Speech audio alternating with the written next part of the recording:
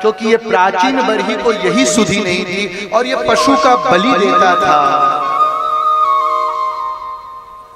शास्त्र की बातों का अनर्थ कर देना महापाप है। नारद आते हैं, समझाते हैं, तू पशु का बलि देता है, देख ऊपर। और जैसे ही प्राचीन बरही ने ऊपर देखा तो जिस मुर्गी को उसने मारा था, जिस बकरे को उसने काटा था, वो बकरा क्रोध में देखता है, कहता है जल्दी आ, जल्दी आ, तेरे मांस को मैं नोच नोच कर खाऊंगा।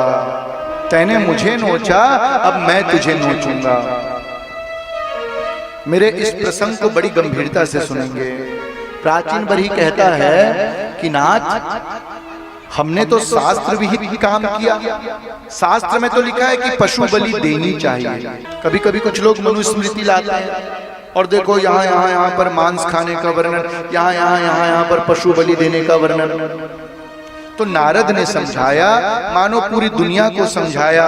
और नारद प्राचीन बरही को जैसे ही वो दृश्य दिखता है कि यहाँ जिन जिन को मैंने बलि दिया था वो मुझे मारने के लिए आतुर है। प्राचीन बरही ने कहा, नारद जी, गुरु जी, हमने तो शास्त्र में जो लिखा था वही काम किया, यहाँ तो पशु बलि की बात है।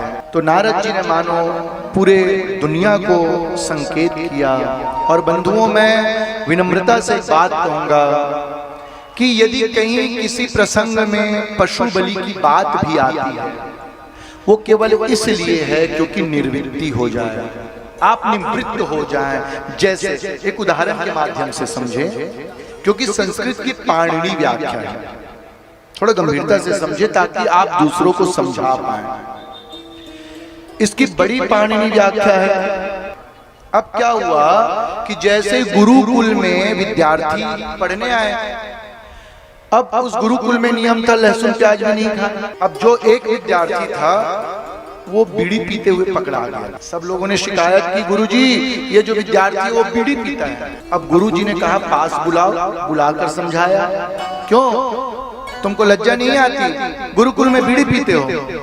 वो कहने लगा, पंडित जी क्या करें गुरुजी, बचपने से आदत लग गई है, हम सच कहें गुरुजी तो हमसे बीड़ी तो छूटेगी नहीं, हमको पढ़ना है लेकिन बीड़ी नहीं छोड़ सकते। तो गुरुजी ने अकेले में कहा, ऐसा करो लाला, तुम संडे संडे को बीड़ी पी लेना। अब गुरुजी का उद्देश्य क्या था कि संडे को पिएगा तो बाकी 6 दिन नहीं पिएगा, और जब रविवार को पिएगा, अब 6 दिन छोड़ने का अभ्यास हो जाएगा, एक दिन पूरी बीड़ी छूट जाएगी। अब ऐसे करने लगा। अब एक दिन गुरुजी पधार गए। कहाँ पधारे? स्वर्ग पधारे। अब गुरुजी जैसे ही स्वर्ग पधारे, अब गुरुकुल में जैसे ही रविवार आता, वो बालक गुरुजी तो नहीं, सबके सामने बीड़ी पीते।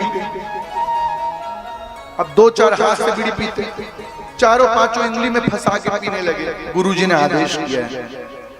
तो दूसरे बच्चों ने कहा, अरे मूर्ख, गुरुकुल में बीड़ी पीता है, लज्जा नहीं आती? तो उसने दहाड़ के कहा, अरे सुनो, हम गुरु आदेश का ही पालन कर रहे हैं। अब आदमी 2-4 बार अपनी ओर जोड़ देता है। वो अच्छा गुरु आदेश? उसने कहा हाँ, गुरुजी ने कहा है बीड़ी पियो। अब उसने ये नहीं कहा कि रविवार को पियो कहा था और धीरे धीरे छोड़ दो कहा था। उसने कहा गुरुजी ने कहा है बीड़ी पी लेना, और गुरुजी ने कहा है बीड़ी पीना, हाँ बीड़ी पीना अच्छी बात होती है, बीड़ी पीना चाहिए।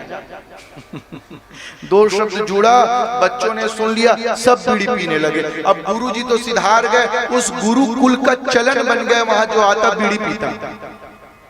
अब गुरुजी ने बीड़ी की बात क्यों कही? क्योंकि एक दिन पिएगा, बाकी दिन छोड़ देगा, धीरे धीरे वो दिन भी छूट जाएगा। तो कहीं कहीं पर हमारे वेद शास्त्रों में ऐसी चर्चा भी है, अलग अलग पुराणों में, तो इसलिए है कि आपका शरीर तामसिक हो गया। जैसे हमसे भी कोई दीक्षा लेता है ना, हम कहते सुनो मांस नहीं खाना, शराब नहीं पीना, तो कुछ शिष्य हमसे कहते गुरुजी ऐसा तो संभव नहीं। तो हम कहते हैं ऐसा करो, गुरुवार को, शनिवार को, मंगलवार को छोड़ देना। अब हम ऐसे तो नहीं कहेंगे बाकी दिन खाना। तो हमारा उद्देश्य क्या होता है? जब छोड़ेगा तो वो जो आनंद आएगा, सात्विकता का जो रस होता है ले लेगा। भैया जिसने हीरे का स्वाद चख लिया, जिसके पास हीरा है वो लोहे के चक्कर में क्यों फंसेगा? बस इसीलिए निर्वृत्ति परक होता है, यानी शास्त्र में भी ये चर्चा है, लेकिन हम अर्थ का अनर्थ करते हैं।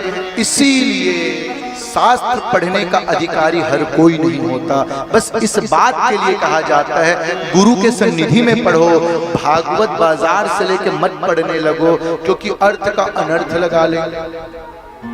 प्राचीन बरही को